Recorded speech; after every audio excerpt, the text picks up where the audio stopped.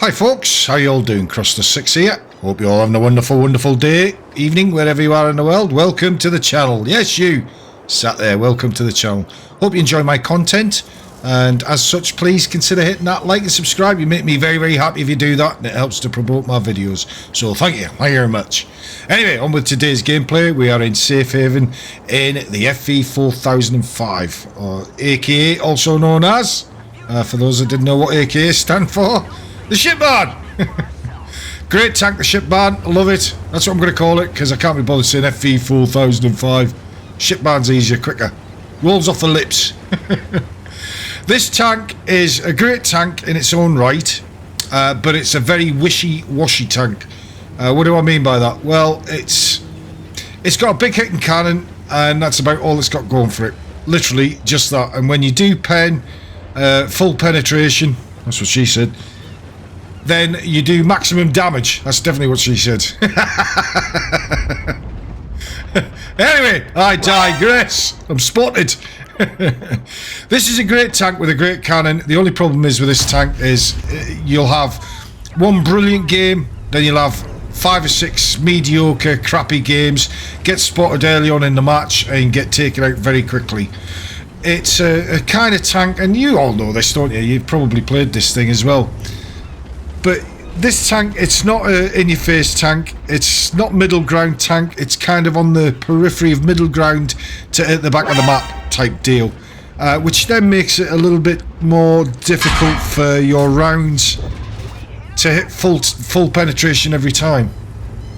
And that's the problem with this tank. As I say, it's got pretty much nothing for armour. It's garbage armour on it. But it's just a fun tank, because for that, all of them games that are just garbage games, and you just think, why am I even bothering playing with this tank? It's just utter ridiculously stupid. Then you get that one game where you'll get maximum penetration and your cannon will be pretty accurate, and it just puts a little smile on your fizzer. And that's what this tank is all about, really. It's not a serious tank. It used to be in the old days, didn't it, where if you came in front of one of these things, or the Death Star, it would be the case that you'd think, that's it, I'm back to the garage for me. Well, not so much these days. If you do get full penetration, yes, you do have the opportunity to one-shot people, but invariably 9 times out of 10 you don't get to one-shot them. It's usually you'll do a bit of damage, depending on how the RNG's in your favour or against you, and then sometimes you'll miss. And I mean, the amount of times I've fired this thing and you've thought this is a dead set, and it just lands in the dirt next to them, or it just goes straight through the tank and doesn't do anything at all. RNG, eh? Everybody talks about this RNG, and it's true. It is. I don't care what anybody says. I said in a couple of videos back about where they were saying, you know, RNG doesn't exist. Of course it exists. I mean, it's blatantly obvious. It's like the nose on your face. It's there. Do you know what I mean? Here, here's one for you. Why is a nose never 12 inches long? Huh? Because it'd be a foot. Oh, it's an oldie but goldie. What can I say? I'm trying to entertain you. I'm doing a Robbie Williams. Let me entertain you. Anyway, it is a good tank. It really is. And is it worth having in your garage? Yeah, absolutely. Yeah, 100%. Because for all of them garbage games that you will have in this tank, more crap games than good games, when you do get that good game, it really does put a smile on your face. And so, yeah, is it worth having? Absolutely, yeah, 100%. But we all know how frustrating this game can be, don't we? I mean, it's not necessarily just the ship barn. It's pretty much every tank in the game. You know, you might have the strongest tank in the game, and unless you're a unicum and know all the angles and all the little nuances in the game that you can get to, and to get early shots in and all that kind of stuff, it does make the game sometimes very tedious and very boring and repetitive all the time, that you just sometimes take a big sigh and think, what am I even playing this game for? But we still continue playing it, don't we? We do. So I see that in the next upcoming patch, Wargaming are going to make a change. I'm going to get spotted here. Yeah, told you. But in the new upcoming update, apparently they're changing Mountain Pass, or Mannerheim line, where they're basically on the south side of the map, I believe it is. They're going to flatten all of the right-hand side where the tank destroyers normally go to try and get early shots in. And it's all flat now, apparently.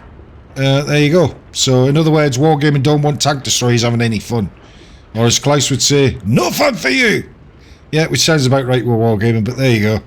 I don't know. I think they could do a lot more with a lot of the maps in this game and change them to improve them. And like mines, for instance, they could, you know, on the right-hand side of the map, if you're starting on the south spawn, they could change all of that and get rid of all of them hills and mountains and stuff and widen the map and make it more playable. I don't think mines should ever be a tier 10 match. Ever. Never. Maximum tier 8, I would say, on that map. But what do I know? I ain't no dev. But they're making money, aren't they? So I guess they know what they're doing. And paupers like me, who like to give my money to Wargaming,